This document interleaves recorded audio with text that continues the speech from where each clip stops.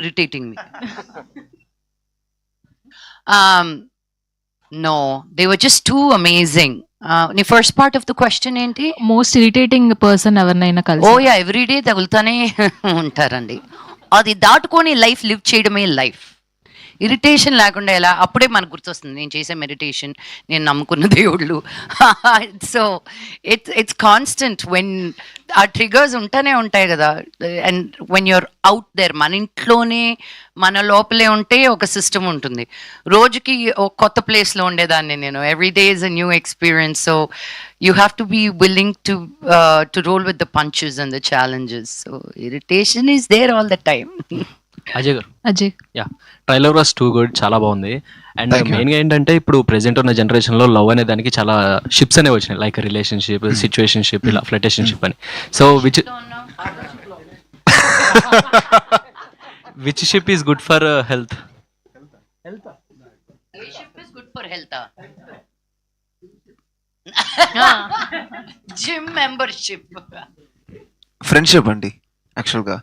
మీ పార్ట్నర్ని if you're able to make your friend, that's nothing more that you can ask out of life. Having a friend as a partner, having someone who you can share things with as a partner. Partner or friend should not be two different personalities. They should be in one person. And if you're fortunate to get that, that is more than enough in life. Nothing else is needed. All the best, చాలా బాగుంది. లక్ష్మి గారు, చెప్తాండా. Sorry. So first of all చాలా రోజుల తర్వాత screen మీద చూసాను, చాలా హ్యాపీగా ఉంది. Thank so you. Out of the box మీరు అండ్ సోషల్ ఇష్యూస్ మీద కూడా అప్పుడప్పుడు కొంచెం రియాక్ట్ అవుతూ ఉంటారు కాబట్టి రీసెంట్గా ఒక ఇష్యూ నడుస్తుంది, మీకు ఐడియా ఉంటుంది. బన్ ఇష్యూ, ఒక కోవా బన్ ఇష్యూ ఒకటి నడుస్తుంది. ఏంటో చెప్పు, కోవాబన్లో ఏమైంది? సో మేడారం జాతరలో ఒక రోజువారీ వ్యాపారిని పట్టుకుని కొంచెం మీడియా పరంగా కొంచెం ఆయన్ని ఒక బ్యాట్ చేయటం, తర్వాత ఇదంతా జరిగింది. నాకు క్లారిటీ లేదు, నాకు ఫుల్ గా తెలియకుండా ఐ విల్ నాట్. లాస్ట్ తెలియదు కాబట్టి ఇంకా ఓకే రెలవెంట్ క్వశ్చన్ అడగచ్చు కదా, పాల్కోవా గురించి కాకపోతే కోవా బన్ అనుకుంటా. నాకు తెలియదు, అది నాకు అనుకున్నాను మేడం. లేదు అసలు ఆయన, నేను నా రీల్స్ పెట్టడం వరకే తప్ప అసలు నేను టీవీ జోలికి కానీ మీడియా జోలికి కానీ యూట్యూబ్ జోలికి కానీ వెళ్ళట్లేదు.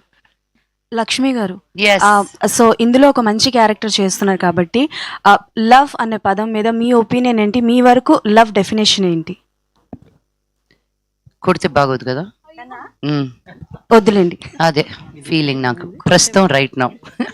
Okay. Overrated love is the only love, I tell you, the purest love is only between a mother and child. The most honest, most real, I felt when I married my husband, I will give my life, nothing, I will give my life to my child. Right now ముట్టుకే అర్థం అనిపిస్తుంది with the husband, but it is just how we change as human beings, first mana mummy mana daddy అనుకుంటాము, then comes whoever else in your way. But for me, నాకు ఆ love అనేది నిజంగా oh my God అనిపించింది నా మేనకోడళ్ళు పుట్టినప్పుడు. And నా కూతురు పుట్టిన తర్వాత ఇంకా పడుల్ అంతే. అసలు తను నడిచే ప్రతి అడుగు ఆహా, it's a little too much that I love her, but that is the purest definition of love for me. And my doggies, Lola and Nawab. Lakshmi గారు, మీరు ఇప్పటి వరకు చాలా క్యారెక్టర్స్ అయితే చేశారు, అండ్ మీ డ్రీమ్ క్యారెక్టర్ ఏంటి? మీ డ్రీమ్ జోనర్ ఏంటి? ఒక సండే రోజు తప్ప ప్రతిరోజు వర్క్ చేయాలని, అది ఏ క్యారెక్టర్ అనేది నాకు లేదు. I mean when I see really strong characters, ఇప్పుడు తాప్సీది సినిమా నేను చూడలేదు కానీ అస్సీ అనే ఒకటి రిలీజ్ అవుతుంది 20th. ఆ ట్రైలర్ చూసే నాకు గూస్ బంప్స్ వచ్చాయి. I'm like, man, when will I do a film like this అని. So most recently that's the movie that I felt I wish I did a film like this. I really want to do a strong courtroom drama. All the Thank you. Thank you, Andy. Yay. Thank you. Thank you.